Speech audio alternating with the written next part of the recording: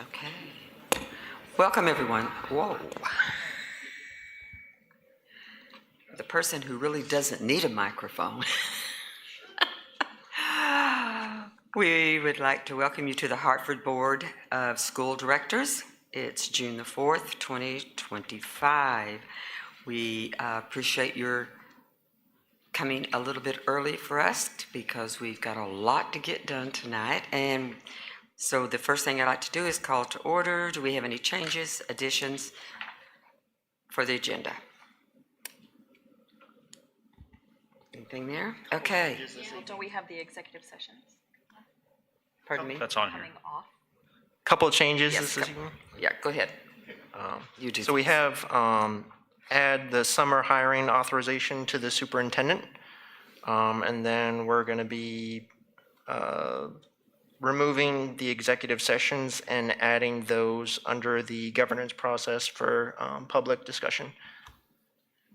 So that would be changing the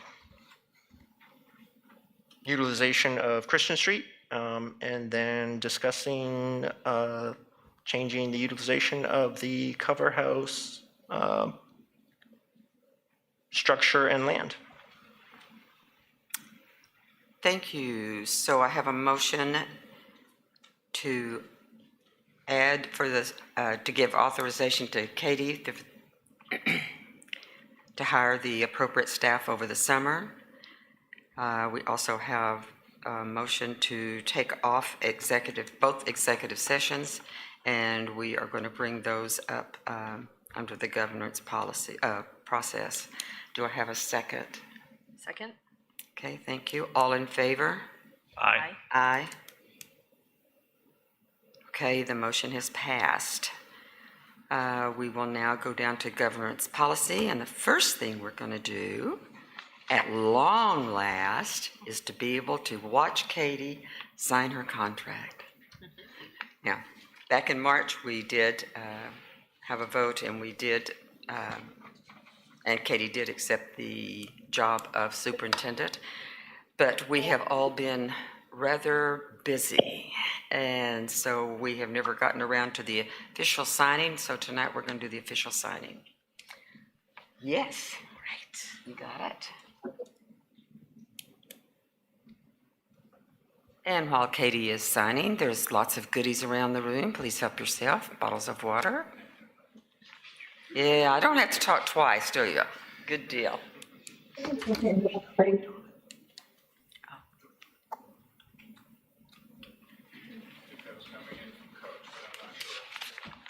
Coach say something?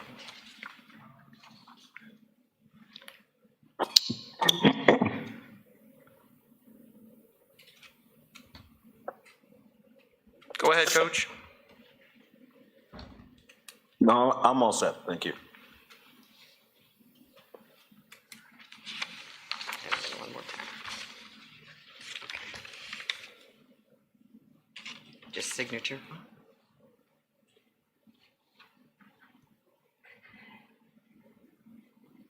Is the whole board signing? Just Caty and Nancy? Just Caty and Nancy. So there you go. That's the official signing, finally. And welcome, Caty. Thank you. Caty has already demonstrated the great leadership after we asked her to join as the superintendent. We are very, very fortunate to have Caty come in as our superintendent. She's got great leadership and integrity, far beyond what I would have hoped for. That's my words. So, Caty, would you like to say anything before we go on or not? I just want to thank you for the opportunity and to just express how grateful I am to be here with all of you. I feel incredibly fortunate for where I have landed, and I'm just coming from the retirement ceremony to celebrate all of the retirees in the district, and I'll say it once and I'll say it again. This is a really special place, and when people join us, they stay with us, and that's for good reason. It's a really special community. So I am appreciating all of you. I'm so grateful to be here.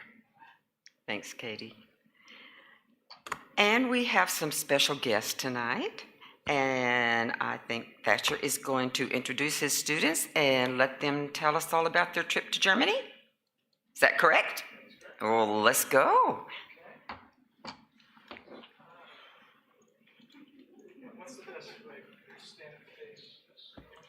Yep, whichever way you want to do it, where you are comfortable. The camera should follow you, so if you want to just grab the microphone. And Just can't point the microphone right into the speaker behind you, so I'd rather you stay Right here? this way a little bit. And also, do we have a, Just let me know when you're ready and I'll change it. okay, excellent.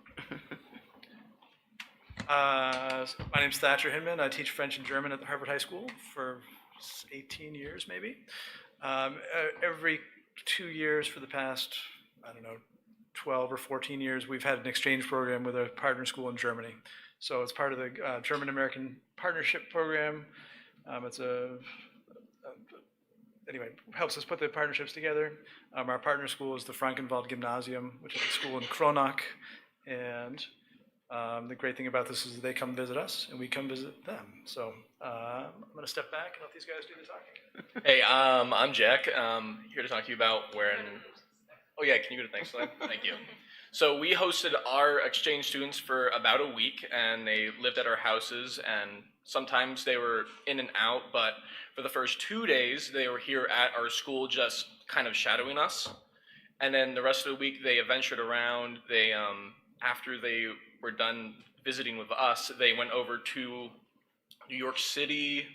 I don't know what else. But it was an amazing time having them over. It's like having like your best friend just sleep over your house for a week straight, and I had a great time with mine. Oh yeah. So we were there for about 2 weeks, and from 4/4 to 4/18, and it was great. All right, we stayed in Kronach, which is in Bavaria, but also not, it looks like. I was just under something that was in Bavaria. But we stayed at the Frankenwald Gymnasium, or we went to school there, and the days that we went to school there were really cool, because it was very interesting to see how a different country does schooling from a student's perspective. And so we shadowed our students, and it was really cool. Yeah, and then we stayed in Kronach, which was very similar to Hartford, a very rural area. They had a lot of villages within, kind of how Hartford has Caty and Wilder and a bunch of different places like that. So they had a lot of that, and we were kind of all around Kronach. And so there were some people who were closer to where I was at, and there were some people who were an hour or so away, but it was a relatively small area. And they have a castle, which is called Vestin Rosenberg. And we got to see everything, and it was really cool. It was a really cool experience to have, and to be able to stay with our host families at that specific location was really nice and cool. So on April 4th, we headed down to Boston via the Dartmouth coach. We left the school probably around 1:30, right around 1:30, and we got down to Boston, got through security, and had about an hour and a half before our plane started to board. We took Lufthansa over to Germany, and we flew on an A380, so a double-decker. I'm a pilot, so I'm a nerd about all this kind of stuff, so I loved it. But we flew into Munich International, and as you can see in this slide, the top right is the official government building in Munich. And since we had a few classmates that we couldn't bring along with, we took a photo of them and laminated them. So that's their photo in the bottom left photo. So we took pictures with them throughout and made sure that they were still with us. We then traveled from Munich via train to another station and got out of the city, and that is when we started our way to Kronach. During that time, unfortunately, there was a bit of a mistake with translation and trying to find food that was safe for Quinn to eat because she has a nut allergy. So as Quinn, Molly, and Miss Chaput were all trying to find something to eat, our train left. So there's 6 of us on the train headed to Cronach, while the last 3 are stuck in the train station. And because Miss Chaput doesn't speak much German, she had a very hard time translating, and it turned into this real fun adventure for the 3 of them. So one of the very first kind of group things that we did was we went to Bamberg. So we took the train, which is really cool because we don't really have like train transportation around here, so it was really new. And Bamberg was just beautiful, and kind of some of the cool things about it was kind of when we first went in, it was like the newer part of Bamberg that was just kind of built. And then we went into the more historical, older part. And yeah, we had some of our host family partners there with us, and we got to tour really beautiful cathedrals, and we got to do some shopping, and we were able to buy keys, and so a bunch of us locked keys on a bridge, which is awesome. And yeah, it was overall a really great time. So when we were in Germany, of course, we learned a lot about the historical aspect of things. So we went to a city called Mudlereuth one of the days, which is, I don't know if you can see on that map there, but it's right on the border of Bavaria and where old East Germany was. Actually, this town specifically was divided by the German Wall when it got put up after World War II. And so we learned a lot about what life was like, where if you can see that river in the bottom left, that was the division of the 2 towns. So these 2 towns were split, so like families were broken apart, and we got to learn a lot about like what life was like being divided like that. And we also learned about the different ways that it was protected to keep DDR citizens, or the people in East Germany, inside East Germany and away from that. After that, we also went to some chocolate factory because Germany is very well known for their chocolate, and we got to explore and even make our own little chocolate.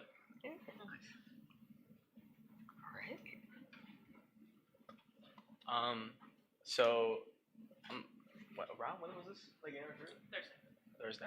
All right, so we went to this like hill mountain, I guess, called Bad Staffelstein.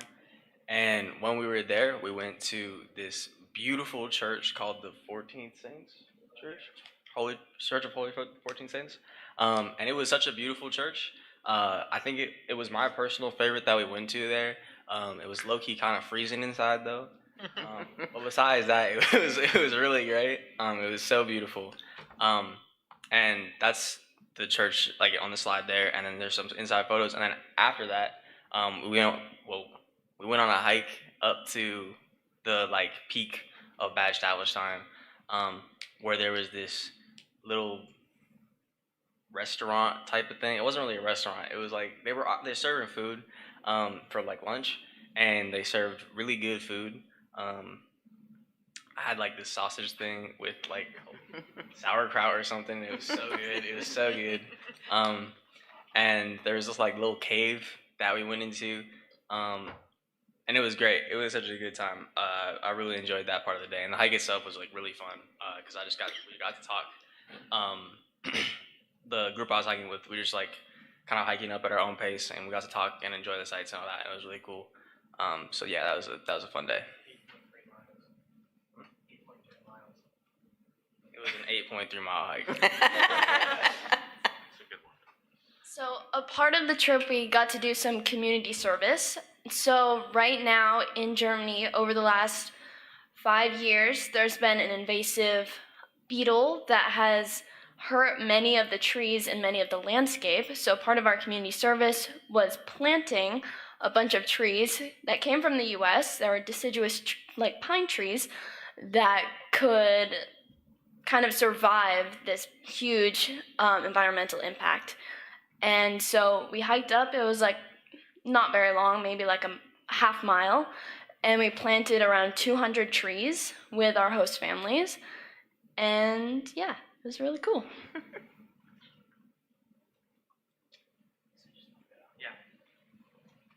So my host family, the father of the host family was actually one of the leaders, or like the vice principal of the school that we were staying at. So every single morning on a school day, I was up at 5:30 to get ready to go to school by 6:30. And I felt like I was just at home, getting ready really early to go in.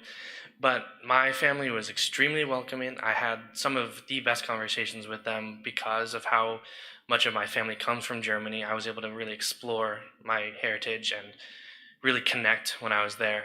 We also did a few day trips, one of which was to Augsburg to visit one of their oldest daughter, which was another very fun day trip. I got to have more time to really explore and time to really connect with that family, and it was really genuinely just a really good time with them. So my family was really great. They served like every day these like build your own meals. I'm not really sure why they did that. There was like one time we didn't do that, and it was also great. But just like being able to build my own meal every night, that was nice. And then for the family weekend, I had like expressed the fact that we were going to Munich, but like not for a super long time. And so they asked me if I wanted to go up with them, and I was like, yeah, that'd be great. And so we went up there. I got to see the Olympic Stadium up in Munich, which was really cool. I went to the BMW Museum, which I think there's a photo of that somewhere in this like next 3 slides. And then I went to the Munich Museum of like Art and Science, which was really cool.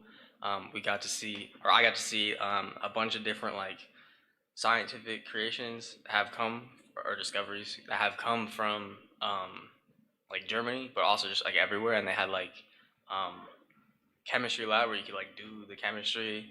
They had a lab where you got to interact and see like the physics actually happening, which is really cool because I'm super interested in science.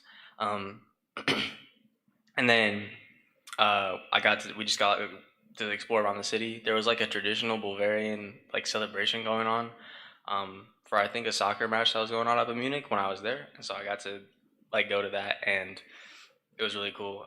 And there was also really good food there, so that was nice. Yeah. So the family that I was with had a younger kid as well. He was like 7 years old, and it was one of my favorite experiences because I just felt like I was with my cousin, even though he was like spoke a completely different language, never met him before in my life. It was like, even though there was some form of language barrier, even though I could speak some form of a German sentence and stuff like that, we still immediately created this bond, and it was one of the things that I enjoyed the most about. Also, another way that we connected, not specifically through language, was through music. And so I brought my trombone mouthpiece to Germany, and they let me a trombone to play there, so I was keeping up my practice regimen. And one of the things they let me do is they let me attend their community band, because in Germany, community bands are a really big thing, where basically they have these 6-hour-long performances where they like play until 3 a.m. in the morning, and it's just this amazing community. And so I got to sight read along with them, and a lot of ABBA, but besides that, it was honestly just a great experience to see how even with a language barrier you can still make these great connections. So I had an amazing time with my partner. First off, we went over up to a professional soccer game. It was not a stadium, but it was like a place in Kronach. So it was kind of semi-professional. It was Kronach against a little town that I couldn't even name of if you asked me. But well, after that game, usually I guess over in Germany, it's respectful to go up to the teams and congratulate them for winning, and which we did win. And during that time, when the coach of that team specifically went up to me and just took me, patted me on the back, and just left. And that was a definitely interesting experience. And after that, we all officially agreed that I was an official Kronacher. So that was a fun time. And then we also, if you see in the bottom right corner, that was when we went to an amusement park, and there was also some on the last slide, where we had a great time. I had a great bonding time with my family. The only issue is that the mother of my partner had a pretty hard language barrier, but it was a great experience, and I loved it. So my host sister Marie, she had a whole really musical family, and so I basically got to follow her weekly schedule. So we went to her dance rehearsal, which is competitive, and it's almost like the Rockettes. kind of vibe. So it was really, really fun to just be so welcomed in something that I love here, and I got to share with her in Germany. I also got to go to her choir, and here usually we sing with piano, but there we sang with guitar, which was very fun. And also I was invited to do a duet with her at a 60-year-old's birthday party on a Friday night. And so we stayed up until midnight, and I sang a bunch of ABBA, like Molly said, and it was really fun. Also, Molly and I's host families, we went to a water park, and so we went in a bunch of different healing pools, and it was just awesome.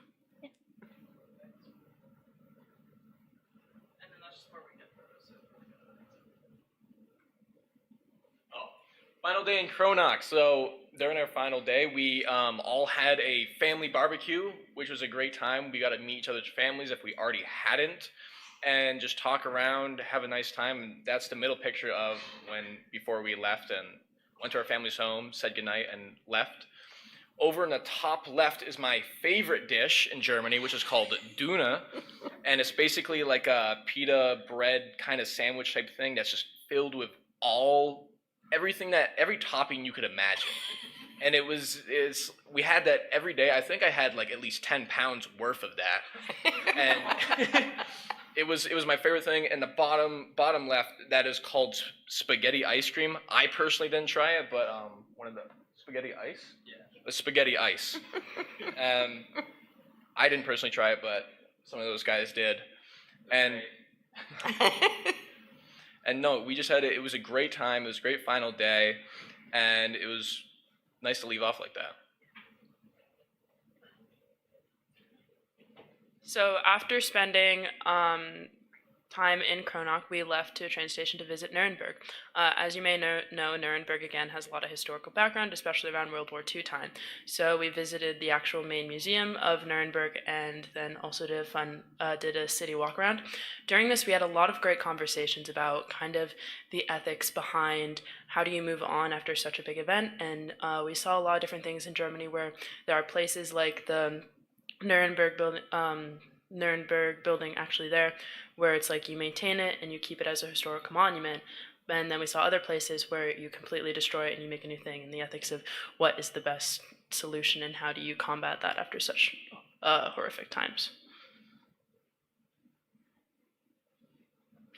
When we were headed to Munich, we took a train up to Dachau, and to be able to stand in this space that was filled with so much hate and so much cruelty, it was very overwhelming. It was very overwhelming. They had little handheld devices that you could punch in the number, and it would read to you different facts, tell stories from different perspectives, and it wasn't an experience I was like, oh, I got to do that again. It was very once is enough to really learn and to feel just how much went on there.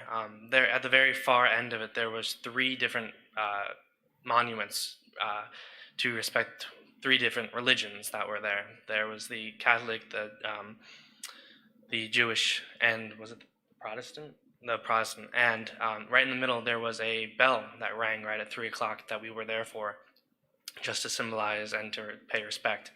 And we were able to go through quite a bit of the old buildings. A lot had been restored. There was a building that showed what their housing was like, their lifestyle, and it truly eye-opening, truly life-changing.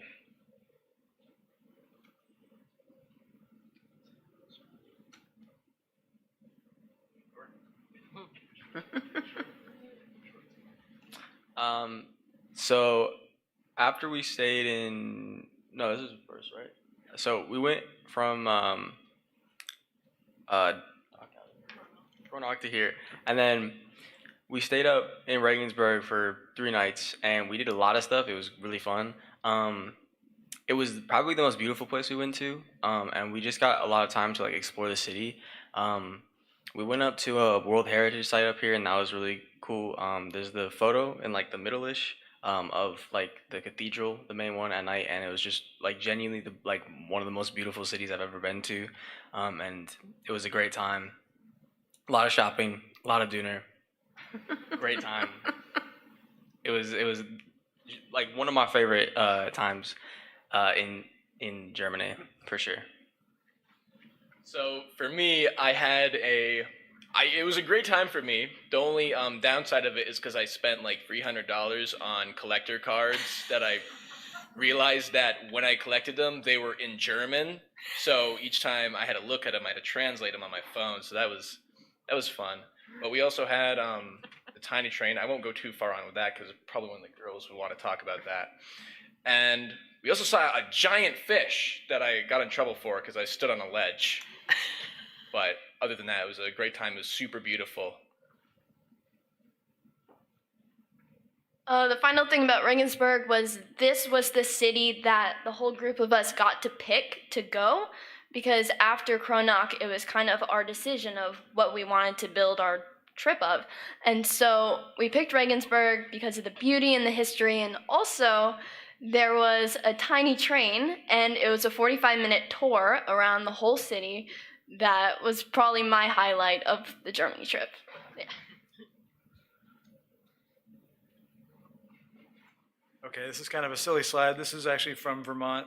This is as a teacher, I stay with the teacher there, like it's a partnership. So this is my teacher buddy. This is Sebastian. This is us mountain biking. And I just put this picture in here because I really think it brings together the fact that this is a partnership and we're bringing people together.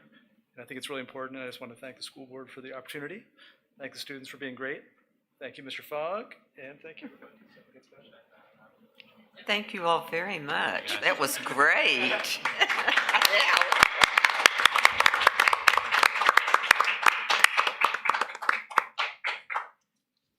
Don't leave without a handful of goodies.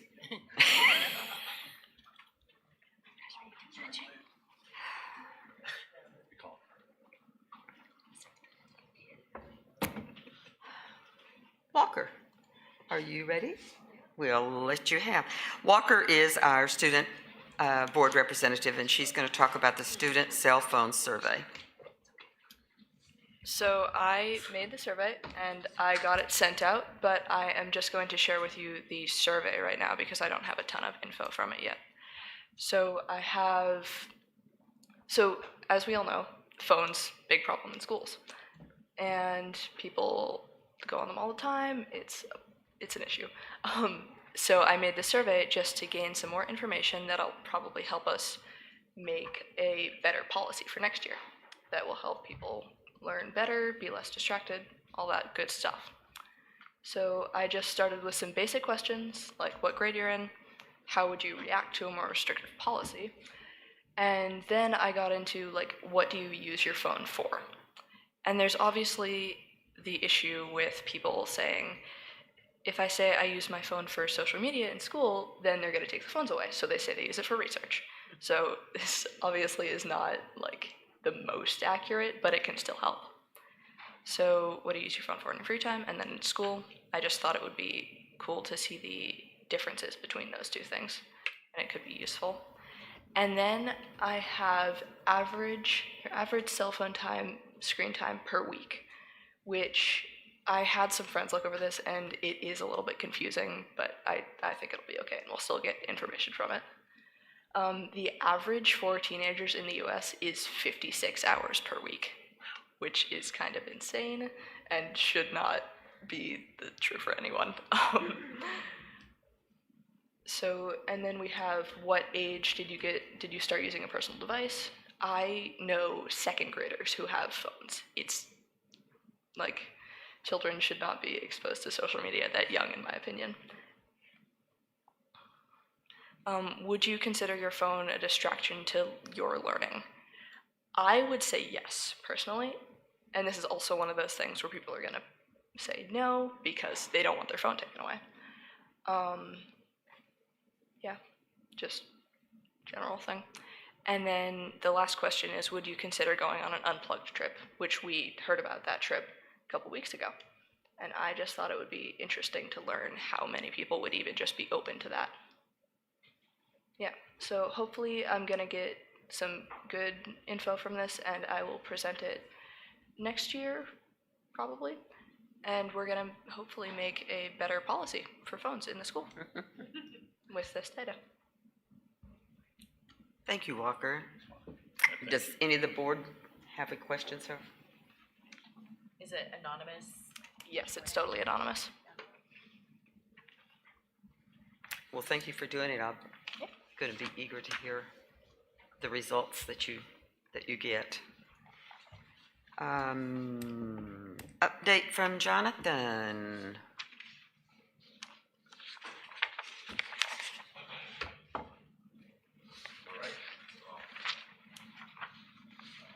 Pick up where Walker left off. There you go. So when last we spoke about PCBs, we were following up on the decision to test the remainder of the facility to do bulk material sampling to determine the extent of contamination. We are struggling to navigate the state DEC requirements. Simplest way to explain it is the DEC relies on a kind of a foundational document called the I rule, which stands for the Investigation and Remediation of Contaminated Properties Rule, which is a rule created by that department originally, I believe, to organize and control the disposition of actual contaminated materials within properties, removing them from properties. What it has morphed into, particularly in relation to PCBs, is a mechanism to exercise some level of control over the disposition of the properties themselves. I need you to step closer because it's aimed toward that speaker and I'm at the edge of reason. How's that? Better? I just need you on it a little more. All right, there we go. So what this means is essentially we need the permission of the DEC to take any action in the facilities. And what that permission looks like is it starts with the submittal of a work plan, which is defined within this I rule. It consists of, in the case of sampling, the methodology, the scientific methodology for sampling analysis, the scope of what will be sampled, the costs associated with the contractors that will be used, basically a proposal to the DEC. Where we run into some complication, and this is what we've been working on for the last couple weeks, is I've been corresponding with the DEC in an effort to remain in a partnership and collegial, but also to maintain the district's position here. And where we have landed as of yesterday evening is I feel that I have a pretty good understanding of the process and the technical requirements. That's not to say I'm an expert. That means I know enough to know who to hire and to make sure that we check the boxes we need to check. Where we run into a problem is the state is not willing to say that they will cede control of the scope, costs, or what we do with the data. And the I rule is a bit tricky. It's been edited a lot and it's kind of morphed over time, understandably, like most regulatory documents. So we're at this tricky situation where my next step is to solicit proposals from environmental contractors to develop a work plan to be submitted to the DEC that explains that we are going to sample the rest of this building as we need to do. I'm confident that I can, fill out the right lines and get the right stamps and do all of that, but we could get to the point where they just say, no, you don't need to. We believe air tests are enough. You don't need to know what's in the walls. That could happen. Similarly, when we get to the ECA, which I won't describe the whole ECA process again, we could get to the point where we have evaluated our alternatives and the board decides that we want to do a remediation and remove these materials, and the DEC could, by their interpretation, exercise the authority to say no. And then ultimately the corrective action plan, which is ultimately what we do, the the final outcome of all this information, again, there's this submittal process, and we're going to likely reach a point, and I alluded to this last time, but it's become more clear, where I'm comfortable that we're going to do all the steps. We're going to comply with the steps along the road, but we're going to get to a fork in the road where the board could say one thing and the DEC could say another. And that's tricky for a bunch of reasons. Maybe tricky is too light a word, but it's an uncomfortable level of control, particularly where we're no longer getting state funding. The I rule was originally, as I interpret it, I'm not an attorney or legislative expert, but it's 87 pages, so bear with me. It does speak to control being tied to state financing. But then later on, it talks about an override where they can act in the best interest of the facility. At the beginning of this process, the state was still holding out some, at least implied, promise of reimbursement or funding. That isn't really in play at the moment. So we're approaching a point where the board, the district, is going to be deciding to spend, certainly in the case of this next round of testing, local funds, local school district funds. And the state may say no, which is a problem. So I did write a very specific email with a smile, if you can smile through email, saying, my understanding is that, this is written to the woman who will accept our submittal, that we agree on what is required in terms of details and technical, the technicalities. We agree on that. I'm going to operate on the assumption that the scope will be under local control. And the silence was deafening. They just simply have not responded. So that's where we're at. So I'm going to proceed with the process of hiring a contractor to put together this plan to test the rest of this building. We will vet the contractor. We will hire. The state was very concerned that we exercise best business practices, and I'll just let the irony of that settle for a minute. We will. We're not going to hire somebody we're not comfortable with. We're going to bid it competitively. We're going to make sure they're qualified. We're going to get all the stuff we do for. I do it for painters. I'm going to do it for this. And we may get to a point where we have somebody on the hook to do this, and we're ready to sign a contract. And in order to get the state's approval, we have to sign a contract with somebody to submit that. And there's going to be a decision point where we have committed, but maybe we can't. And that's we're going to get there. So I just wanted you all to be aware of that, because ultimately that might be contentious, and that's like, I don't even know who to call. So really it's going to be a local control question. It's going to be, regardless of the funding source, who controls the funding, but ultimately it's going to come down to a decision and clarity of purpose and what the goal and the desire of the district on behalf of the community is, potentially, versus what the DEC might be being mandated to pursue. And I've said it a whole bunch of times, but I want to say it again.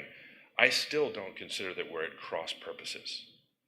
Their goal is safety. We just need to take it a step further, because the goal that we have doesn't stop with the air tests we're going to perform next week.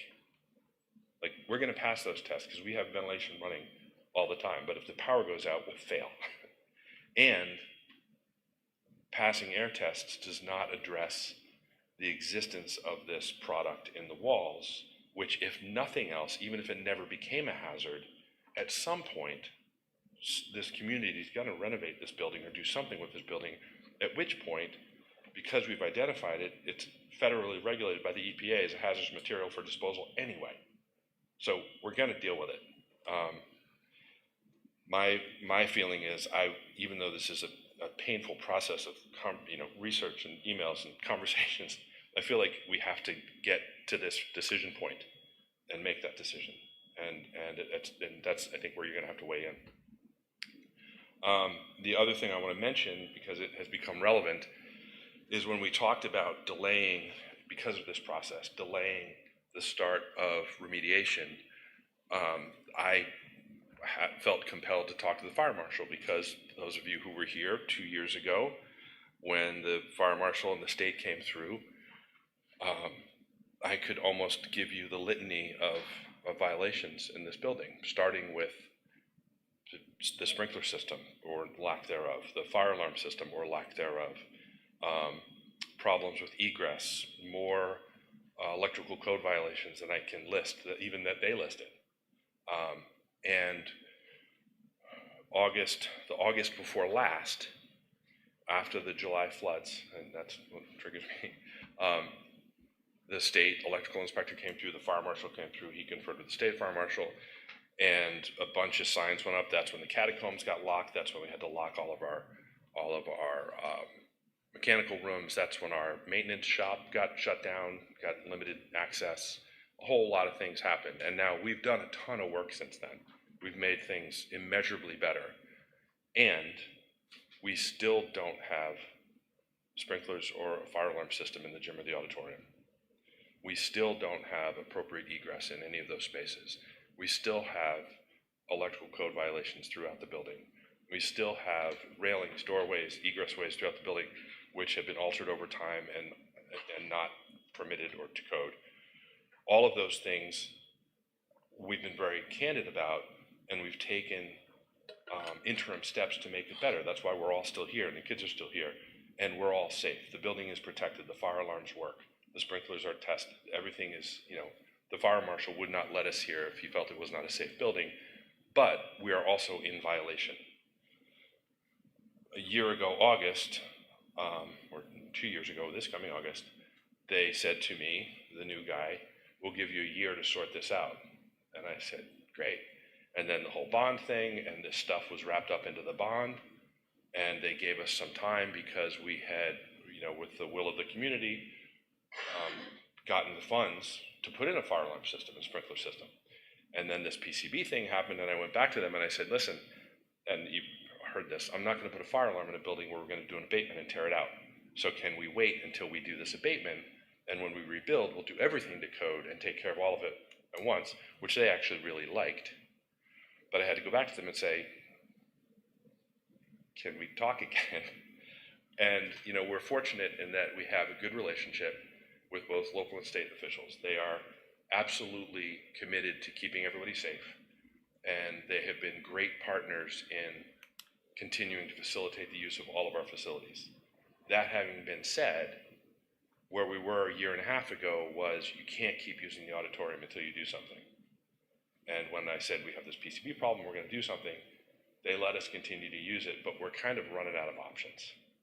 So I mention all that because I want to make sure, maybe this is as much for cover for Nelson as anyone, that when we say to people we're putting off this abatement, we still have this other huge problem that was a really big problem before I ever knew about PCBs or knew much about them.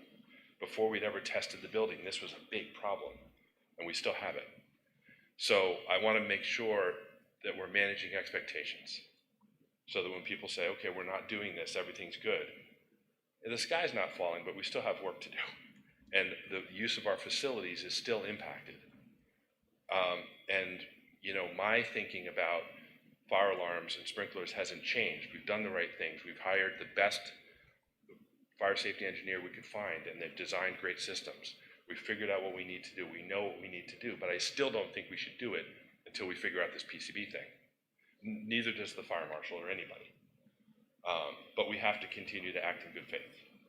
And I think for me, the biggest piece of that is to be able to say to those authorities, we are going to defer to you. If you tell us that I'm going to make up the detail that this one facility or another can't be used for public function, but maybe can be used for education up to this many people, whatever they decide is right, what risk they can allow us to bear. We're going to have to deal with some of that, but it, to me, means we need to put some horsepower into settling this decision about who is in control of the path we take forward. Because until we kind of get that sorted out, I'm going to be in this paper chase of forms and emails, and like I'm pretty good at the boxes and the details, but it doesn't get the work done. You know, at some point we have to be able to say, this is what we're doing, and we need to hire somebody to do it, and we need to make a plan. And the longer we put it off, you know, the longer we put it off, the harder the timing is going to be for Nelson to think about program impacts. Like, we can't just start this anytime. You know, it's not like, and I've explained this to the DEC, this is not, you know, in some sense, the planning cycle of this district, particularly in the high school, it seems, although I'm no expert, it seems like it resets not every month or even every quarter or even every year, but more than a year, because the planning for programs and program support and development happens so far in advance that these delays, this confusion about who has the authority to plot a course forward, it doesn't push us a month, because pushing a month means Nelson's got to make decisions about what's happening a year from now or a year and a half from now. So, you know, all of this is kind of the long-winded way of saying, I'm going to do exactly what I said I'd do. I'm going to find the best contractors we can to get the best proposals we can and move forward with it. And we're going to commit dollars to doing that work. And at some point, I may write you all an email and say, this is what you asked me to do, and they said we can't do it. And then something else happens, which is, I'm going to need your help. Is that an accurate summary? I want to make the public very well aware of one of the things that you said, that DEC is saying to us, we cannot do any work. Well, Am I correct on that? We cannot do any work without their approval. Without their approval, Correct. right. That's what the I rule specifies. Yes. And that according to the I rule is true. Mm-hmm. Now, what that means is what I've been trying to get to the bottom of. So maybe a good way to explain it is, we do asbestos abatement periodically, right? If somebody came in and said, you know, that closet over there has asbestos flooring, I would call a licensed, qualified asbestos abatement environmental company who would come in and test it, and they'd test it, they'd send it to a lab, they'd say, yes, it is asbestos. I would say, okay, send in your work plan. They would submit their work plan to the state would say, great. I'd say, okay, who's working locally? We'd find somebody who's doing a big job, we'd get them, you know, we do all the stuff we do. We do the abatement, they do the air clearances, they'd submit all that to the state, and we would do our business because we are 100% in control of what we do in our building in that regard. We have to follow the rules. I have to hire licensed people, and we have to do all that abatement according to state and federal regulations around asbestos. That's the law of the land, and it's been developed, and I'm sure, or I'm not sure, I imagine, you know, 40 years ago when people first started arguing about asbestos, people were having conversations like we're having now about PCBs. So asbestos, lead paint, that stuff, I know how to deal with. We all know what the rules are. We don't need this other approval, right? We still need to submit a work plan. We still need to submit documentation. We still need to follow the rules. But we don't have to say, is it okay for us to get rid of that asbestos flooring? Because everybody knows it's the right thing to do. And so we have the discretion, and everybody knows the impacts of leaving it in place. So we have the discretion of how we deal with it. Right now, we don't necessarily have that discretion. And at some point, we're going to need it.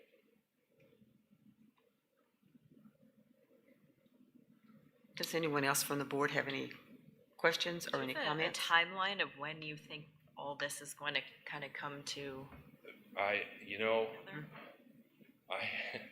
I have plotted out so many timelines that so to me, again, to use the asbestos example, I found a piece of asbestos we have to deal with in the summer. I'm not the least bit worried about it, because from the moment I pick up the phone to call a consultant until the time it's gone will be 90 days tops, right? Less than that, it'll probably be a month. With this one, I honestly don't know, because the environmental contractors that I'm talking with are reticent to create a work plan and give us a price to execute that work plan, knowing that that work plan might be changed by the DEC, right? Because they know that they could say, okay, we're going to charge you X dollars to do this sampling. And the DEC, and I'm not going to say what they will or would not do, just as an example, if an environmental contractor gives us a price to come in and sample the paint in this room, and they say, okay, we've got 3 colors of paint, and you know, we need 2 samples of each to have, you know, the probability work, so the lab tests are, we can count on the efficacy of that process. The DEC could come in and say, no, you need 4 or none. So I'm asking them to roll the dice on a price, which is a tricky conversation to have. And there's some risk in that, because either I'm asking them to assume the worst and charge us for the worst, or I'm asking them to assume something less than the worst, and then we bear the risk. It's a difficult, it makes my job of bidding this work really, really difficult. So I had hoped the last time we spoke that I would have 2 or 3 folks lined up ready to do this work, but I don't. Because the question that I keep getting asked is, what's the scope of work? What exactly do we have to do? And the DEC will not tell me that. They're saying, give us your proposed scope of work, we'll review it, and then we'll tell you if we agree. And I wrote the letter, I think that's the letter I shared with you, that said, please tell me the scope of work that you would like to see. And they are just reserving the right to review and approve. So you know, after talking to a couple different environmental contractors, what I'm going to do is ask them for a price to develop the work plan documents to the scope that basically I'm going to just echo what you all have said. We want to, it's actually quite simple. We want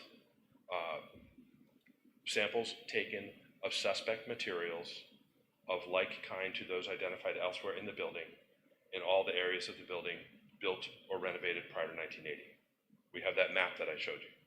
So that's the scope of work, and I'm going to ask them to give us a price and develop a work plan based on that scope of work using best industry practices, and that may or may not be approved by the DEC. So I'm kind of having to negotiate. Usually I put things out to bid, and there's some back and forth about the scope, and then you start getting numbers in. But this is way more complicated than that. So it's job one for me to get this done, but it's a type of negotiation that is tricky for people, because either I have to ask them to take a really big risk, or tell them we will, and neither one is super comfortable. What I had hoped is I could write that letter to the DEC and say, this is the scope of work as I just described it to you, and they would say, great, but they didn't. And I don't know when they will. So as far as timeline, I will do my best to expedite my piece of it, but how long it takes for them to review and approve or not, and then there's a process whereby they can ask for revisions, and we have to produce those revisions. So I'm not in control of a big chunk of this timeline. So I can tell you, I'll with everything else going on, I mean, there's still a district.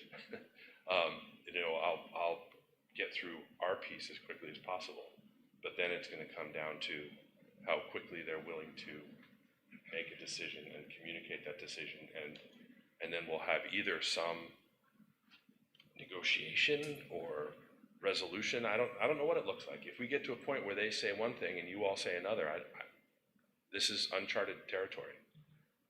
I think one of the reasons this is complicated is we are in a position and we are taking actions with information and asking questions that I'm not sure have been asked before. And we are trying to look farther ahead than maybe others have done, and we are, you know, considering funding options and processes in a different way maybe than has happened before. So I think that's, you know, we're asking what might be uncomfortable questions. So are we leading the charge in terms of what other districts are doing that are in a similar situation? I don't like that phrase because it sounds like there's a lot of people running behind me. So I'd rather avoid that metaphor. I think what I would say is we might be doing this differently.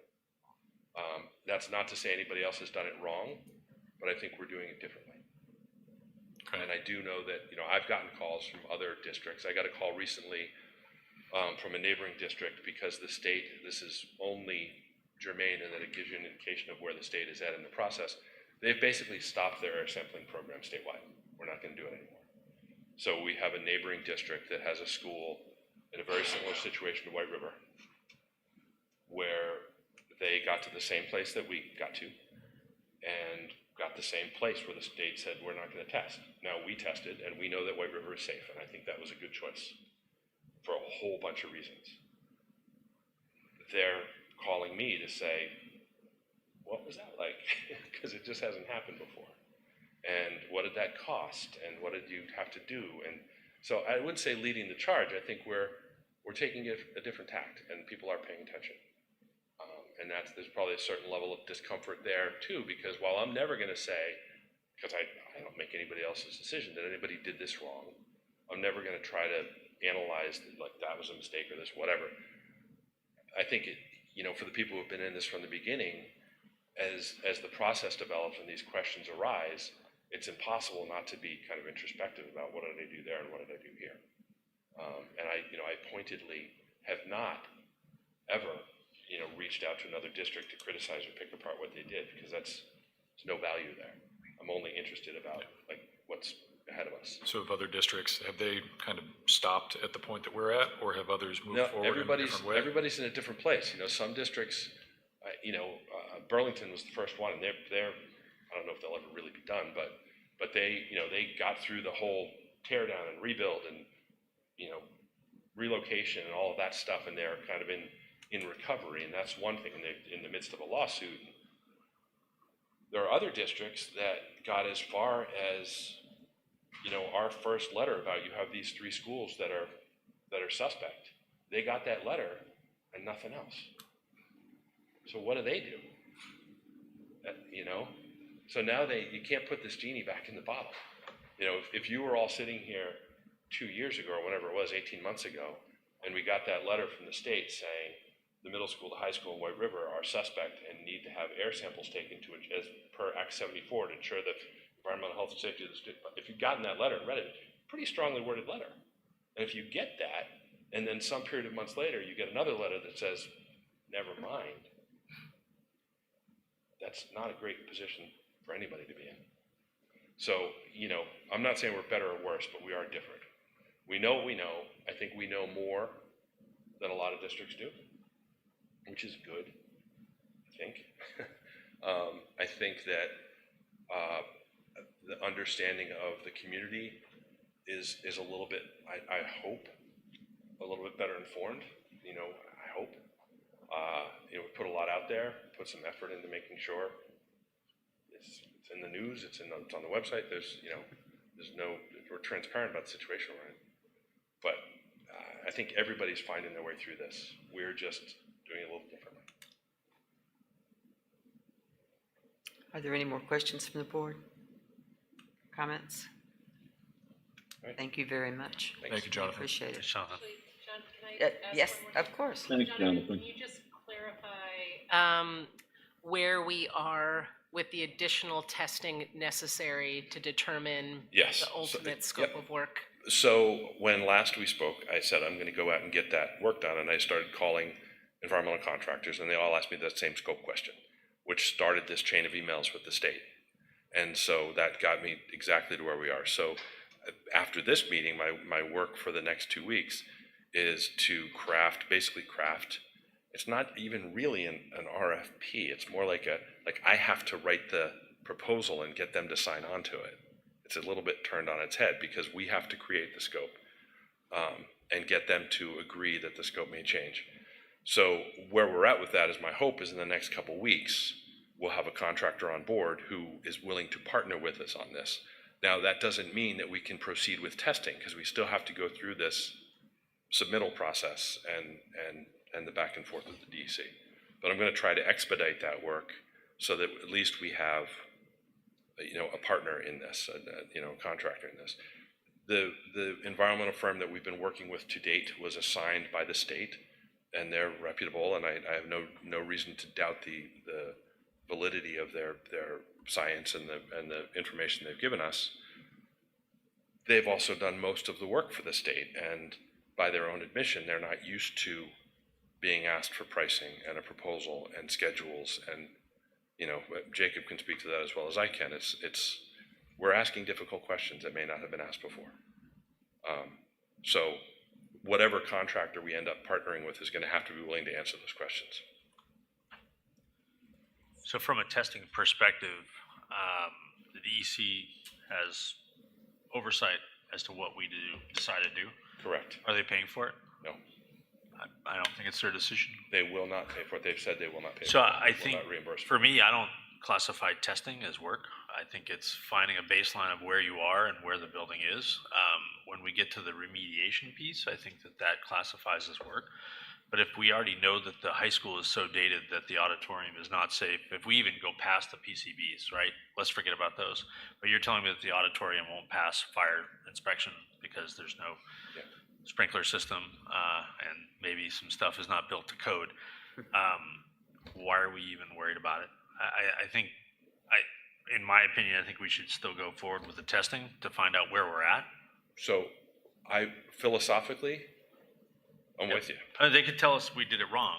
Well, they can tell us we can't do it. Okay. That's where I'm at. What I was told in an email that I shared with Nancy, quote, "You may not proceed without the approval. You may not proceed with testing without submitting a work plan and receiving our approval." Okay. So and that is what the I rule is. The I rule grants them that authority, and this is how state agencies work. The Secretary of Natural Resources deputizes the director of the DEC, who deputizes somebody who creates the I rule a number of years ago that gets it. And that's, as long as they don't respond, they can keep kicking the can down the road. It's the same DEC that came and sat here and told us how dangerous PCBs are, and now they can determine whether or not we can find out how dangerous our school actually is. I don't think they would argue that PCBs are not dangerous. I think they will argue about whether we need to understand more than we know, because they are, as I said before, they're focused on air testing, not materials, right? Their interest is today, not 20 years from now. And I think that they would say that they have an obligation, is the word that's been used to me, to make sure that we are considering all of our options. I said that you all had, but I think another, if I can please help to clarify one other thing, I think another question that we have outstanding that I know that we're interested in the answer to is, if the board were to determine that we wanted to move forward and use local funds, does the DEC have a role in saying whether we can use local funds to move forward with what we need to move forward with? That's a question that we have not had an answer to.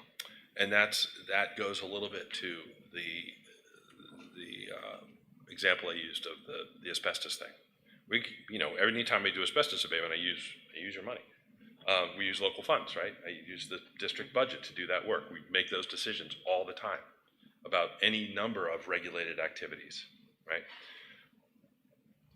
And it doesn't matter whether that funding for that is a grant-funded project or a budget. It doesn't matter. We have control over that. This is different because they're saying the funding source is irrelevant. And the activity is regulated. And I think there's a little bit of a chicken and egg thing here. I can't speak to, I'm going to, until I'm forced not to, I'm going to hold fast to my belief that most of the individuals I'm dealing with are dealing in good faith and have the right, are trying to do the best job they can. Structurally, legislatively, departmentally, it's really troubling because it feels like there's a layer of oversight that is being applied to this particular issue that is not applied to any number of other similar issues, that is limiting, if not eliminating, your ability to decide the course of the district. And that's where I'm going to get stuck. Thank you. Yeah, thank you, Jonathan. Jonathan,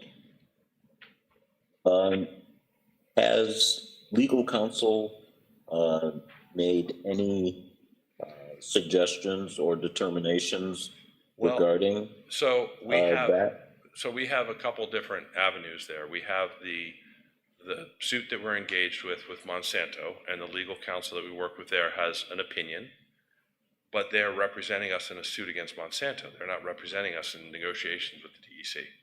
So they have a legal opinion which they share, but I think that's as far as it goes. Is that accurate? I think that this is a very specific area of law. I think that again, I am a well-read novice. Like I can quote parts of the I rule because I've had to read it so many times to understand it. That doesn't make me an expert. This is a very specific area of law that jumps back and forth between hazardous materials regulation and the construction and classification of state regulations, and it's a really tricky thing. So I don't think this is the kind of thing where we just call a general counsel and say, what do you do? I think No, Jonathan, that part I understand. My direct question is, have we looked into at least a consult with an attorney within our pantheon of attorneys with that expertise? I have not. That's a decision that you will make about. I think it may get to that point. There's a question of when. There's a question of what what's. I think that we've not. I guess the simple answer is no, we haven't. Okay. Whether or not we do is up to you all. That was my question, because as you stated, they do exist. We know they do. We have access. We know we do. We just have to make a decision, as a community, if that's going to be our next step. I mean, I can say that I have put the question out that I just asked of the board to the attorney who's litigating our suit. Where are we in terms of, if the board were to move forward and want to use local funds, is that something the board could do given what we know about the I rule or not, is a question that I've posed and haven't received a response to yet. And just to add because there aren't enough layers, to add a layer to this, I'm not sure that I would, honestly, or that it would be reasonable to ask a reputable environmental consultant to violate state regulation. Right. Right. It's up to us to challenge it if we so choose. But I couldn't say to ABC Environmental Contractor, yeah, those regulations that are your bread and butter, we're not going to pay attention. I can't do that. And that doesn't work. And I'm not sure. To be honest, I'm not sure I would be comfortable working with someone who's that cavalier anyway. Exactly. Okay, that helps because we do have some other layers of access that we might not have tested as yet, and I'll get back to Caty and Nancy and yourself very shortly because I'll do a little investigating. Thank you. Thanks. Thanks, Jonathan. Thank you. Thanks, Kevin. Any other concerns? Nope. Okay. We're going to move on to food service renewal, and Jacob is going to talk about that for us. Okay, so because we have a food service management company, every year I have to bring the renewal to you for your approval. So I'm just asking the board for their approval to renew the food service contract for FY26. Do I have a motion? I move that we accept the budget proposal for the food service management contract renewal for 2026. Do I have a second? Second. All in favor? Aye. Aye. Aye. Okay, so moved. You have our board's approval Okay, thank you. for renewal for that. And while Jacob has the microphone, he is going to talk about the HACTC fund balance. All right, so again, another approval from y'all. I know previously, when we were, building the best room, we were kind of sucking money away each year to kind of save up for future projects. So the Tech Center and their regional advisory board has kind of come up with a list of some projects that they would like to do and use their fund balance for. So I'm asking the board to set away up to $400,000 for them to do future projects. Do I have a motion from the board? Can you say that again? Sure. So the Tech Center is requesting that it's looking like they're going to have a fund balance this year. Okay. So basically what they would like to do is allocate some of that fund balance towards future projects that their regional advisory board has kind of recognized as like, hey, we'd like to do these things with this money. So. Thank you.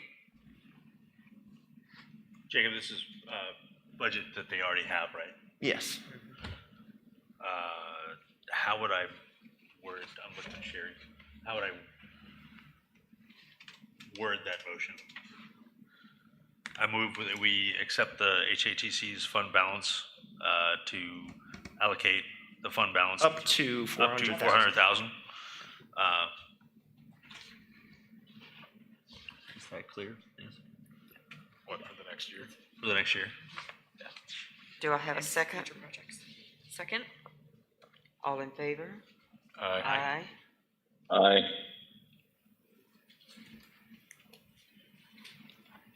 Anything else, Jacob, that you needed from that? No, thank you. Caty is going to talk to us about the Title II position in surplus funds. Sure, thank you. I'll start by just explaining to the public what is meant by Title II funds. Every year, our district, as all districts do, applies for the Consolidated Federal Grants Program. That gives us access to what are called title funds. And this position that I'm talking about is in Title II. So Title II is a title that supports, professional development, and basically has impact on effective teaching, curriculum, instruction, pedagogy. So often you'll see professional development in that category. What's worth noting is that the funds that exist in Title II are less than what we receive in Title I. And Title I is committed to schools in our district that qualify to receive those funds because of their percentage of students who access free and reduced lunch. So Title II is one of the buckets of title funds that we receive that is available to all of the schools in our district, regardless of the percentage of students they have who access free and reduced lunch. So it's an important bucket because it's one of the few that all of our schools can access in terms of funding. And what has happened is that we have had a position that has been in Title II that has been using the bulk of those funds. And what is best practice is that if you have a position in title funds, that you try to find a way to move that position in the local budget if you see that that position is critical in terms of the impact it has on student outcomes. So we had talked to you previously earlier on in the year when I presented the ideal budget versus what we presented to you as a level fund. And one of the things that I had talked to the board about is that if we could start to make progress toward taking those title funded positions and moving them into the local fund, that would be a good idea, because the other thing that I think we are starting to wonder about is how long we're going to have title funds in general. Depending upon what happens at the federal level, it's likely, I think, to predict that we're going to continue to have a decreased access to title funds.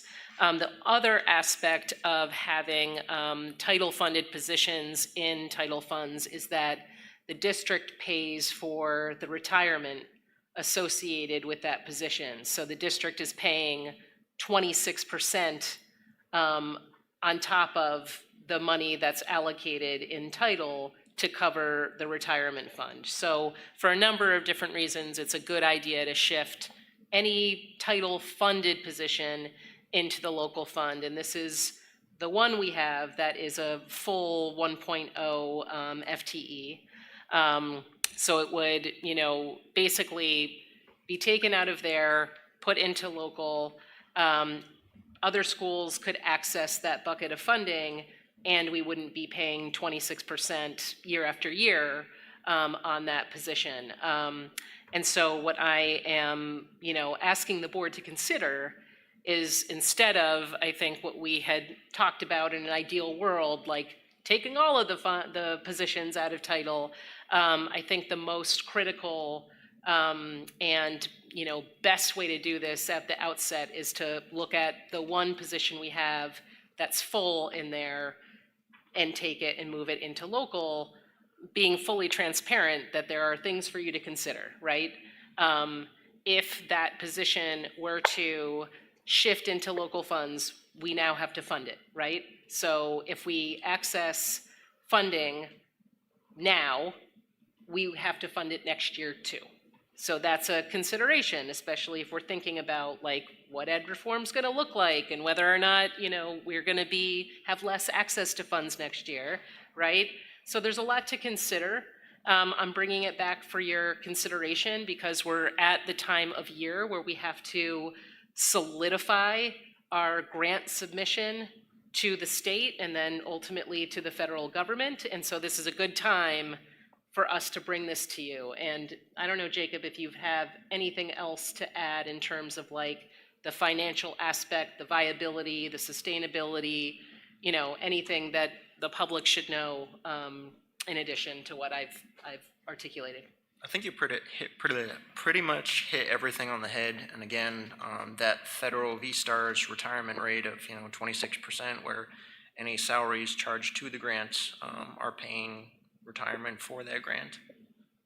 So again, that compresses how much you have, where you're not really getting as much as you would like, and that just makes it less usable. Jacob, can you talk to the board and the public about what that dollar amount would be? Like what is in Title II right now that would then be put into local through surplus?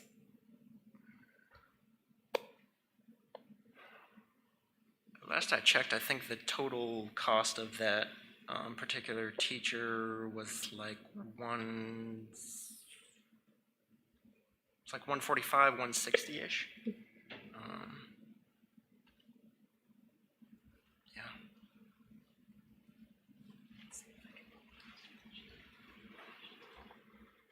Does anyone else on the board have any questions? That recommendation is that we basically say if we do lose the funding, we're going to pick it up at a local level, or we just pick it up at a local level, we get the Title II funding from the Fed, and then we just move that into the surplus? Is that what? We would not be able to, it's a good question. We So wouldn't. if we vote to do it locally, we would lose the federal. No, we would reallocate it. Oh. So basically, like and what we're looking at right now is that we have an upcoming meeting because we've been working on our grant submission, and what it's looking like right now is that we don't have all the funds we'd like to in order to fund all of the various things we'd like to next year. So if we're able to free up this bucket, we could, and that is in relation to some professional development investments that we want to make, such as working with All Learners Network, which we've been doing this year, which is helping us to look at our math programming, the way in which we deliver that curriculum, professional development for teachers, and basically, curriculum alignment K-12 is what All Learners Network has been working on with us. And right now, that's just an example of something that we need to have a hard conversation about if we don't have access to funds, in thinking about, do we continue to fund that or do we not? So this would, free up that opportunity for us to think about what we could put in Title II instead of having a position there. Thanks, Katie. Do we have the money in our current budget to take on 145 to 160? Like, where is that going to come from if it is local?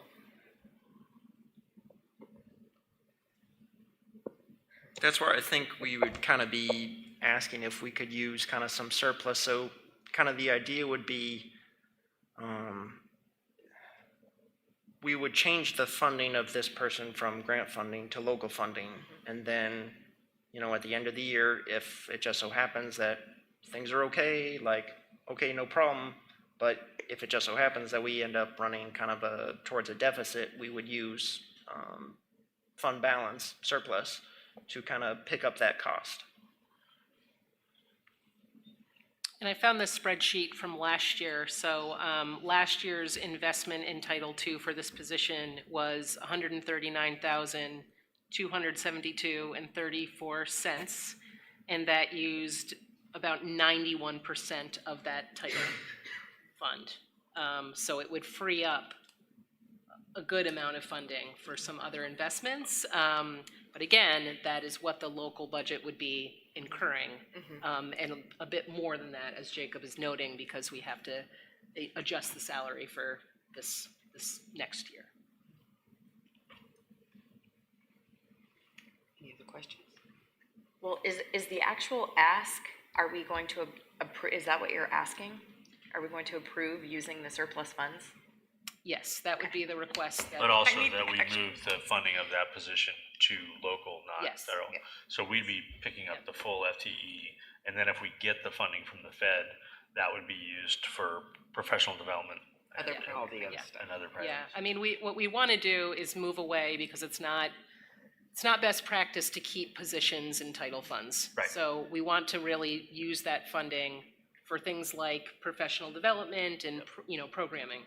Right now, somebody's job is tied to whether or not the federal government gives us funding. Correct. And they're currently employed in the Hartford School District. So if we lose the funding, we lose a person, we lose So, student, right? just to clarify, Okay. It used to be years ago, you could make contracts contingent on federal funding, and then the state got involved and said, you can't do that, you have to offer contracts. If you're offering a contract, you're saying this person's got a job next year, whether it's funded or not. So. Right. Which is protecting the teacher or the administrator. Right. Yeah. You're not leaving anybody out to dry. Yeah. I have no other questions. But I don't have any questions. Any other questions, Katy? And so what is the pleasure of the board? Do you want to grant this, or do we not?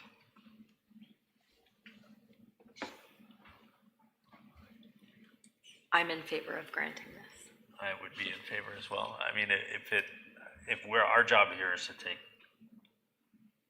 the best interest of the students at heart, and if we're losing federal funding, I think that we should pick that up to make sure that our students are served, and our teachers and administrators. So, Do I hear a motion? I With- move, yep, Yeah. go ahead. With Jacob, you can Coach, you assure us got- that we can actually pay this person through our current budget? Yes. I think Coach's got something. Go ahead, Coach. I would be in full agreement of supporting the contention that Caty and the rest of the board members have spoken of already. I think in order to, and this is just more of a procedural thing, some of these suggested activities, once they're confirmed that we're heading in that direction, in order to ensure that we've done it, clearly as far as a motion, is if we could have in the future a proposed motion, and then we can, edit it, during the course of the meeting, because sometimes, like right now, the question was, so Jacob, what should the motion be?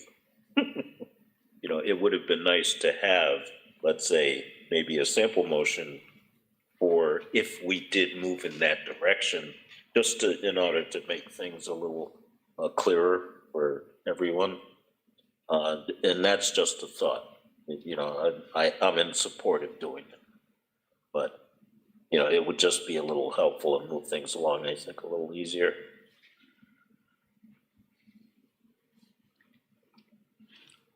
Having said that, do you want? So Jacob, so that, actually, that was, buying you a little time too, Jacob, to give us an idea of what the motion might look like.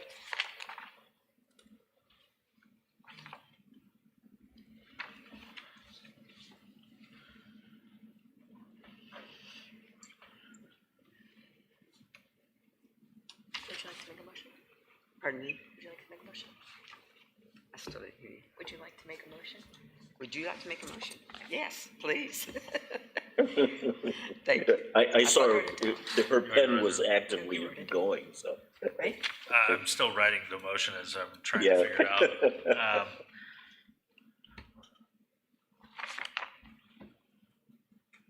Jeremy's, but, I've been watching, Jeremy's usually pretty quick with putting notes together.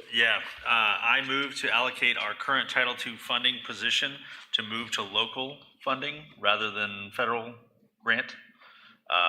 And that any funds that we happen to get from the Fed go to professional development or allowed to be reallocated as the district sees fit. Do I have a second? Second. Great. Okay, we have a motion and a second. All in favor? Aye. Aye. Aye. Okay, and the motion is approved. Thank you. Summer hiring approval? Pardon me? Summer hiring approval? Summer hire and approval. Oh, yes, thank you very much. Got too many notes up here. We did add this to the agenda that we need to make a motion to authorize the superintendent to hire the appropriate summer staff that is needed. I'd like to make the motion, Madam Chair, Thank you. that the superintendent be authorized to make appropriate hires during the summer months when the board is not meeting. Thank you. Do I have a second? Second. All in favor? Aye. Aye. Motion is approved. Thank you very much. We're going to start with, we're going to go ahead and do my public comments? We Or have we want to do the other two? Yep. So I guess the first topic that we'll open up with is Christian Street. So I know there's been a lot of discussion about this particular piece of land that the district owns. I know we've looked into, what we could really do with the land. And I know Jonathan has said that we're pretty limited by what we can actually do with land. It's currently being utilized by the tech center. I believe it's the Natural Resources Program. And basically, they have come to us and said, we would love to have exclusive use of the land. And I think they said they were prepared to give us $272,000. Their regional advisory board had approved it because that land is really crucial to their program for the future of that. So I guess the ask is that our board join with their regional advisory board in granting the tech center exclusive access to that land and use of that land for the $272,000. Yeah, I actually participated, or I attended the meeting with the board, and essentially they're using that property to practice their forestry program there, and they can use it peacefully with chainsaws and such, and it's important for them, and I think it's in the best interest of the school district not to be landowners in this case. So I fully support it.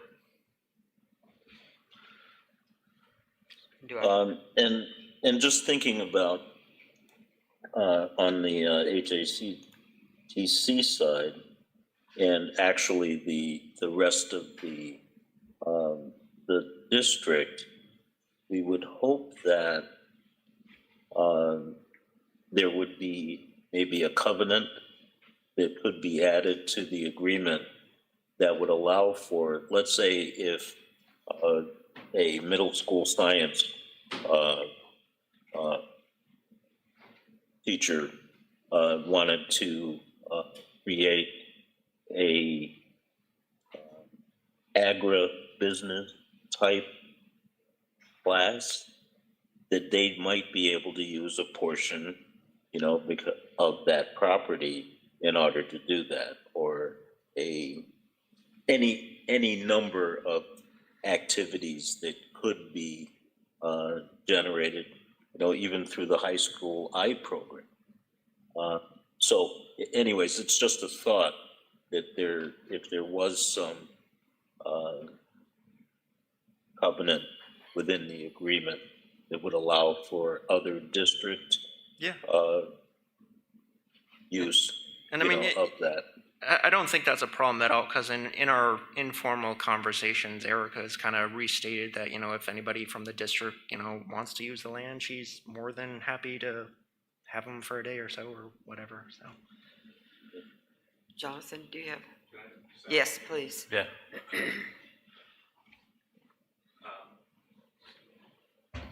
Thank you. Real quick, just a little detail.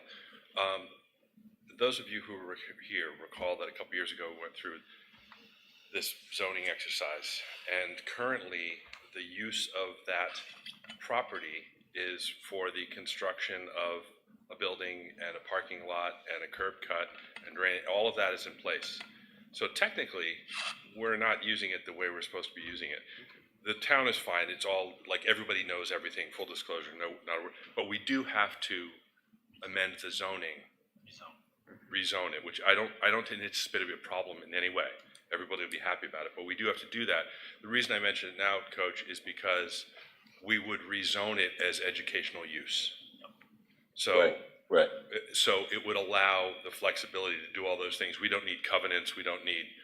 The zoning would just, what it looks like is we go back to the zoning board and say, all those other meetings where we talked about buses and headlights and buildings, we don't want to do that anymore. We just want to use it as it stands. The only thing that they might require, which isn't a bad thing, is a parking lot and a safe way to access it, curb cut and a culvert to get buses off the road. And I don't think, and nobody's going to object to that. It's very simple, but that, we do need to make that zoning adjustment, and we should do that sooner rather than later.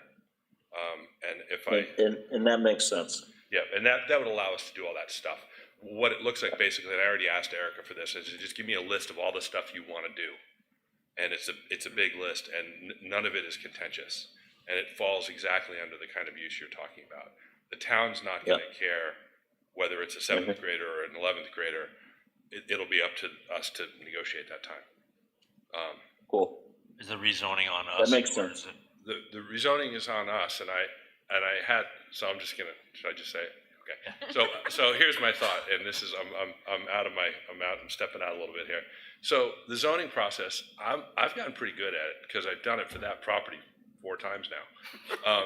So I was gonna actually suggest, I talked to Jacob about this while I was looking at him. It's not a contentious process. So I was actually going to talk to Erica and say, if she has some natural resources students who want to learn about zoning, let's make them fill out the forms. I'll go to the meeting, but let's make them fill out the forms and present to the zoning board. I'll sign it and I'll go, but they can do the homework. And I think if you're going to work in that field, not a bad way to kick it off. I think it's great. I like That that. That's a great opportunity doesn't come idea. up all the time, so. So I don't think it's contentious, but it does allow exactly what you're talking about. Thanks. Yeah. Thank you. And then it becomes, it could be somebody's eye project.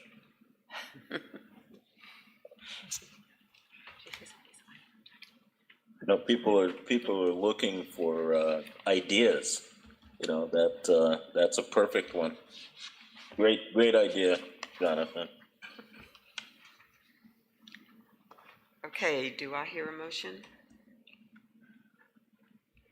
We did a motion. I would like to make a motion Go ahead. that the Christian Street property be committed to the HACTC and the rest of the school district for educational uses.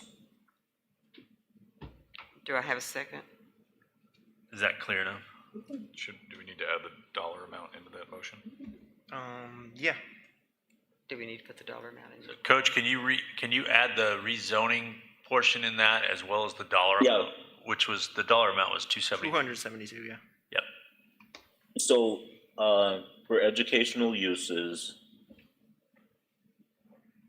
for an amount of 240,000. 272. 272. Oh, 272. And the appropriate rezoning necessary to allow all of that to happen. Now, do I have a second? Second. Okay. Is that okay, Sherry? I would ask that you identify who the $272,000 is coming from. Because it sounds like we're paying ourselves, and we're not actually paying ourselves. We're not. getting it from a different entity. It would be from the HACTC.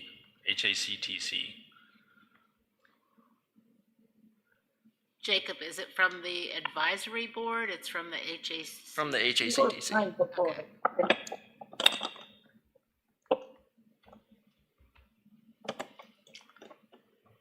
Would that cover some of our Title II funding? Would you like that, Doing the math here. Jeremy, would you like to add that to your amendment? No, Kevin no. did the amendment, didn't he? No. Kevin did. That one's, we just need to vote. It's been Okay. moved in second. All right. Who seconded it? I did. Thank you. Thanks, Sherry. All in favor, please say aye. Aye. Aye. Okay, the ayes have it. Thank you very much. Jacob, would you like to go to this next? Sure. Thank you. So the other topic that we've moved to the public for discussion would be the demolition of the Cobble house. As maybe some of the board remembers or doesn't know for our new members, the board purchased the piece of property that's adjacent to the SOS office on the corner. It's 71 Highland. A couple years ago, and really it was more for the land than anything else. Years ago, we did look at potentially turning that into a new superintendent's office. And unfortunately, the bone structure is just not suitable for that. We have done the asbestos removal for that piece of property, that building. And at this point now, Jonathan, you can kind of speak to this more maybe than anything, but I think at this point, the town is kind of considering it an abandoned property, which kind of triggers a whole bunch of other kind of fire safety parameters around that. So I guess our ask to the board is, being that it's, your piece of property, that we demo the Cobble house and then rehab it into kind of a parking lot or something. Because at least I think the idea was that if push came to shove with, some of the PCB stuff, that we could kind of potentially use that space for trailers if it did in fact come to that, yeah. So just to clarify a little bit, we, got some pricing from a couple people, and the one that we're kind of proposing going with, the demo was $39,990, and then to rehab was an additional $23,516. So total cost for that project was $63,506.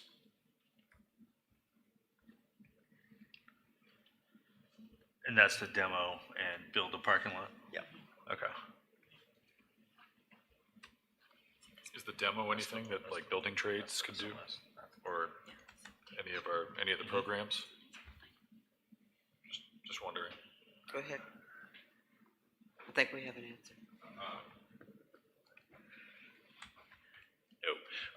So we did have a structural engineer look at it for a hot minute, and the foundation has failed. It's old balloon construction. It's never going to pass code for anything. It was chopped up into a bunch of apartments. The plan is to take it down. Already talked to the fire marshal. We do have to get a permit from the state, and just basically put all the concrete in the hole.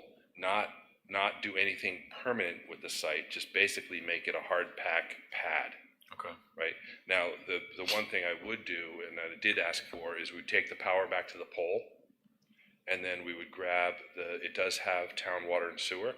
We would grab those back safely away from demolition and just leave a handhold for access. So if we did end up putting a trailer there or doing something, we'd have utility access. Yep.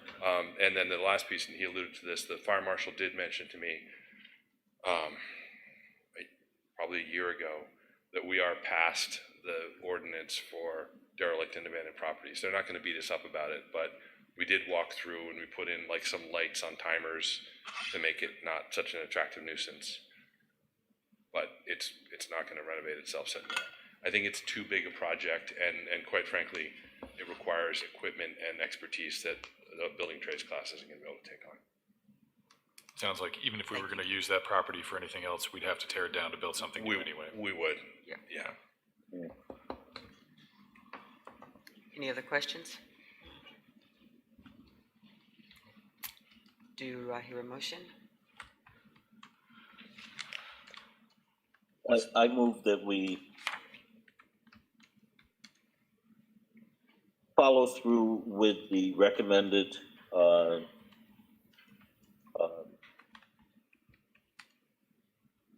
proposal to demolish the Cobble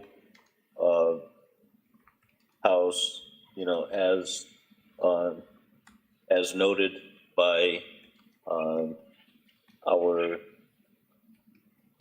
building and grounds director, and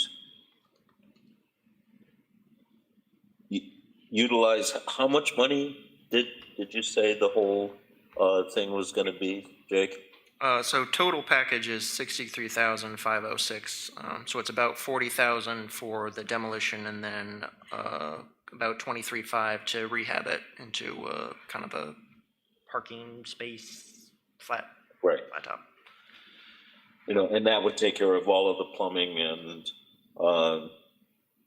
water and electrical access for later needs.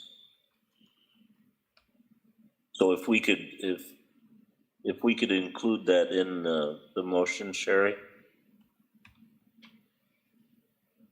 Okay. What's the address, Jacob? It's 71 Highland. Ave. Okay.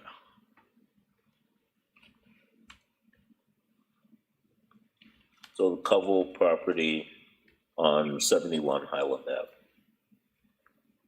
Thanks, Kevin. Do we have a second? Second. All in favor, say aye. Aye. Aye. Aye. Okay, the motion does carry. That we will have the demolition done and some type of paving to go on the Cobble House. Time for public comments. Pardon me? Oh, I thought you said something, sorry. Any public comments? Remember, when you leave, you have to take food with you. That's my public comment. Could I say just a couple things? So I want to thank Caty and Eric Christie and Tessa Johnson, and also community members for feedback. We now have an all-encompassing school board email, so schoolboard@hartfordschools.net. That's posted on the website, and it'll be on all other communication channels, so people will know that if you'd like to email all of us, you don't have to select all of our email addresses, unless you have us on speed dial, then you can do it already. And then the other thing is all residents can now subscribe to our district newsletter. And then that's live on the website now, and that'll go in the next district newsletter as well as all other communication channels. So just want to make sure that everybody is aware that our communication is improving. So thank you. Thank you. Thank you for getting that up and going. Appreciate it. And as a public comment, I'd like to, thank you as well, Garrett, for taking the lead on the PR piece, for the board. Thank you. Absolutely. Well, thank you to Caty too for joining the community engagement committee and being a part of it as well.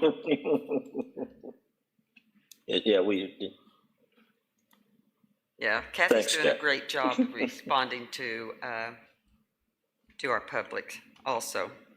I want to thank her for doing that. She's doing an outstanding job on that. Consent agenda, section 4, policy G. Let me jump in. A quick Okay. Yeah, go ahead, public Coach. comment. No, go ahead. I was gonna say, I have a couple.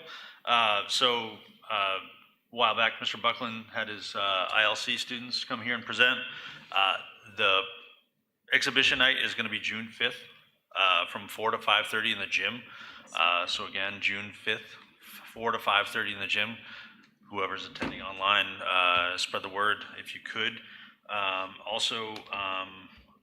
think on June 10th at 2:10, we'll have our Pride Parade that will kick off at 2:10, beginning at the middle school, and that's put on by the HMMS Pride Club. And then is this public? And then after that, is this public? Okay. From 3 to 5, there will be a girls' STEM showcase event. And that's also in the STEM room at Hartford Memorial Middle School. So those are my 3 plugs for community stuff happening. June 5th is the ILC presentations, 4 to 5:30 in the gym. And then the Pride event is 2:10, beginning at the Hartford Middle School. And it will go around the block, so to speak. And then following after that will be 3 to 5 is the girls' STEM projects. So. Thank you very much. Consent agenda. Katie? Go ahead. Hi, Coach. I'll make it quick. I think Joe might have been there to announce that Hartford will be celebrating Juneteenth. But this year it's going to be in collaboration with Bethel and Lebanon as well. So the 3 towns will be doing the Juneteenth event, and I think we can get that information to Caty for the newsletter, because it'll be an Upper Valley celebration. and it'll be at Lyman Park here in Hartford.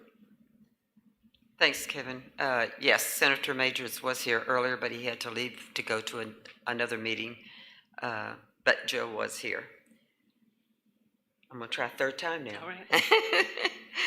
Consent Okay, agenda. sorry. Section 4, policy GP4. Any appointments, resignations, or retirements? I do. I have 3 appointments and 1 resignation. So the first appointment is Lauren Giampietro, who will be joining the Adequici School in 2nd grade. Donna Isaacs, who will also be joining the Adequici School as an instructional coach. And James Danny Karg, who will be joining the math department at the high school. Thank you. 1 resignation, Julia Anderson, special educator at the Adequici School. Thank you. And do we have approval for the minutes of the May 21st, 25 meeting? Are there any corrections that need to be done on them? Then do I have a motion to approve the consent agenda? So moved. Second? Second? All in favor say aye. Aye. Aye. Aye. All right, thank you. The consent agenda is approved. Our next board meeting will be August the 13th. We will not have another meeting there unless we have to call a special meeting for something that might pop up. Meeting eval, who would like to? I won't invite anybody for it if they want to do it. I'll do it. I can do it. The board was prepared for meeting, satisfactory. Board's time was spent on ends, not means, satisfactory. Each board member was given an opportunity to participate, satisfactory. Board treated all persons with courtesy and fairness, satisfactory. Board adhered to Robert's Rules of Order, satisfactory. Board adhered to its adopted governance style. It emphasized outward vision. It encouraged diversity in viewpoints. It exercised strategic leadership, not administrative detail. It maintained distinction between board and staff roles. It used collective decision-making. It looked to the future. I would say all satisfactory. Thank you. Do I hear a motion to adjourn? So moved. Okay, if there's no need for a second, we are adjourned. I'm going to say it one more time. People need to take food with them before you walk out that door. Thank you for stepping in. My head is